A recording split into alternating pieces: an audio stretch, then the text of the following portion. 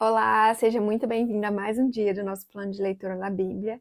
Hoje nós estamos no dia 135 e faremos a leitura dos capítulos 5, 6 e 7 do livro de Esdras. Então vamos lá, capítulo 5. A carta de Tatenai a Dário.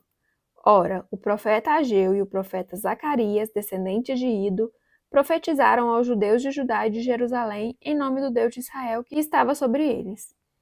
Então Zorobabel, filho de Sealtiel, e Jesua, filho de Josadaque, começaram a reconstruir o templo de Deus em Jerusalém. E os profetas de Deus estavam com eles e os ajudavam. Tatenai, governador do território a oeste do Eufrates, Setar-Bozenai e seus companheiros foram logo perguntar a eles: Quem os autorizou a reconstruir este templo e estes muros? E como se chamam os homens que estão construindo este edifício? Mas os olhos do seu Deus estavam sobre os líderes dos judeus e eles não foram impedidos de trabalhar até que um relatório fosse enviado a Dário e dele se recebesse uma ordem oficial a respeito do assunto. Esta é uma cópia da carta que Tatenai, governador do território situado a oeste do Eufrates, Setar-Bozenai e seus companheiros, os oficiais do oeste do Eufrates, enviaram ao rei Dário. O relatório que lhe enviaram dizia o seguinte: Ao rei Dário, paz e prosperidade. Informamos ao rei que fomos à província de Judá, ao templo do grande Deus. O povo está reconstruindo com grandes pedras e já estão fixando as vigas de madeira nas paredes. A obra está sendo executada com diligência e apresentando rápido progresso. Então perguntamos aos líderes: Quem os autorizou a reconstruir este templo e estes muros? Também perguntamos os nomes dos líderes deles, para que os registrássemos para a tua informação. Esta é a resposta que nos deram. Somos servos do Deus dos céus e da terra, e estamos reconstruindo o templo edificado há muitos anos, templo que foi construído e terminado por um grande rei de Israel.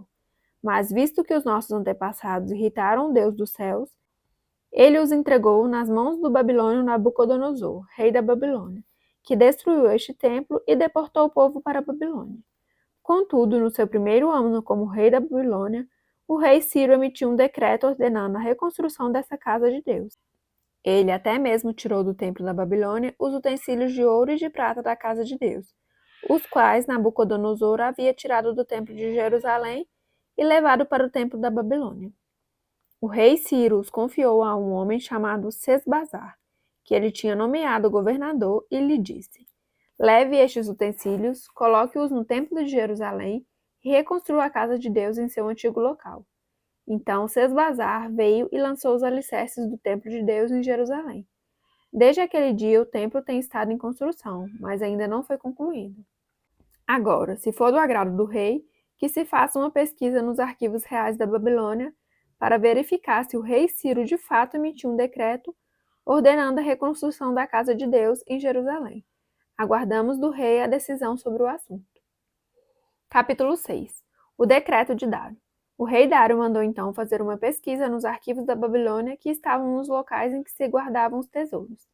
Encontrou-se num rolo na cidade de Equibatana, na província de Média, e nele estava escrito o seguinte, que Dário comunicou.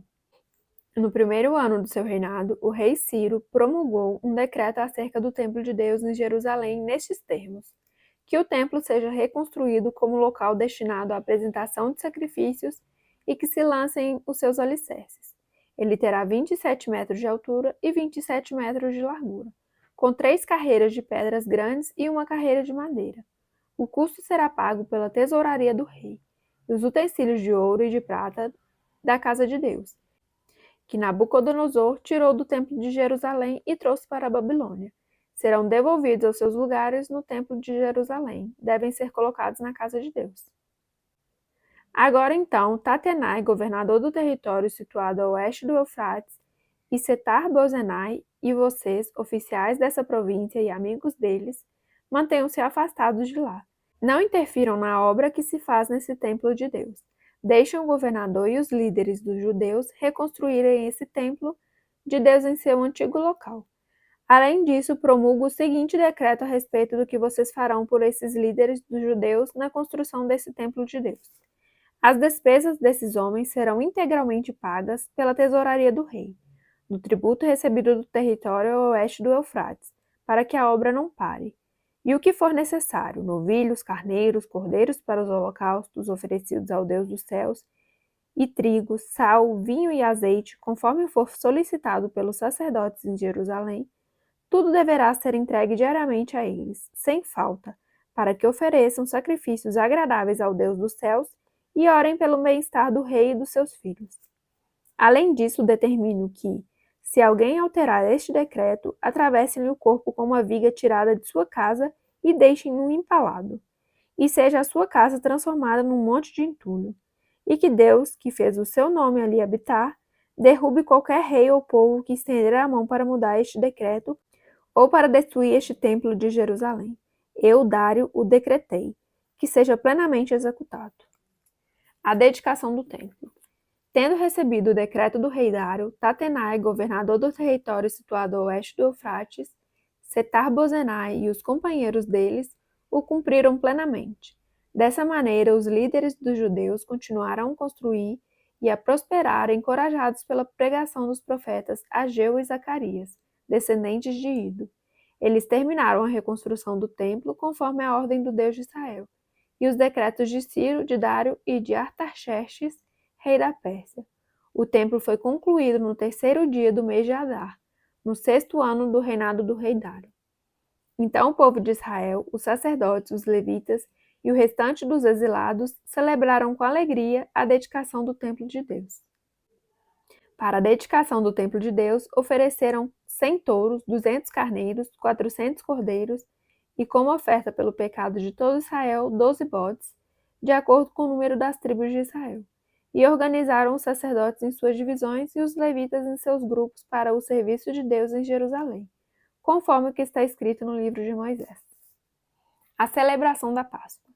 No 14º dia do primeiro mês, os exilados celebraram a Páscoa. Os sacerdotes e os levitas tinham se purificado. Estavam todos cerimonialmente puros. Os levitas sacrificaram o cordeiro da Páscoa por todos os exilados, por seus colegas sacerdotes e por eles mesmos. Assim, os israelitas que tinham voltado do exílio comeram do cordeiro, participando com eles todos os que se haviam separado das práticas impuras dos seus vizinhos gentios para buscarem o Senhor, o Deus de Israel. Durante 7 dias, eles celebraram com alegria a festa dos pães sem fermentos, pois o Senhor os enchera de alegria ao mudar o coração do rei da Síria, levando-o a dar-lhes força para realizarem a obra de reconstrução do templo de Deus, o Deus de Israel. Capítulo 7. Esdras vai para Jerusalém. Depois dessas coisas, durante o reinado de Artaxerxes, rei da Pérsia, vivia um homem chamado Esdras. Era filho de Semarias, filho de Azarias, filho de Ilquias, filho de Salum, filho de Zadok, filho de Aitube, filho de Amarias, filho de Azarias, filho de Meraiote, filho de Zeraías, filho de Uzi, filho de Buqui, filho de Abissua, filho de Finéias, filho de Eleazar, filho do sumo sacerdote Arão. Este Esdras veio da Babilônia. Era um escriba que conhecia muito a lei de Moisés dada pelo Senhor, o Deus de Israel. O rei lhe concedera tudo o que ele tinha pedido, pois a mão do Senhor, o seu Deus, estava sobre ele. Alguns dos israelitas, inclusive sacerdotes, levitas, cantores, porteiros e servidores do templo, também foram para Jerusalém no 7º ano do reinado de Artaxerxes. Esdras chegou a Jerusalém no 5º mês do 7º ano desse reinado. No 1º dia do 1º mês, ele saiu da Babilônia e chegou a Jerusalém no 1º dia do 5º mês, porque a boa mão do seu Deus estava sobre ele, pois Esdras tinha decidido dedicar-se a estudar a lei do Senhor e a praticá-la, e a ensinar os seus decretos e mandamentos aos israelitas. A carta do rei Artaxerxes a Esdras. Esta é uma cópia da carta que o rei Artaxerxes entregou ao sacerdote e escriba Esdras, conhecedor dos mandamentos e decretos do Senhor para Israel.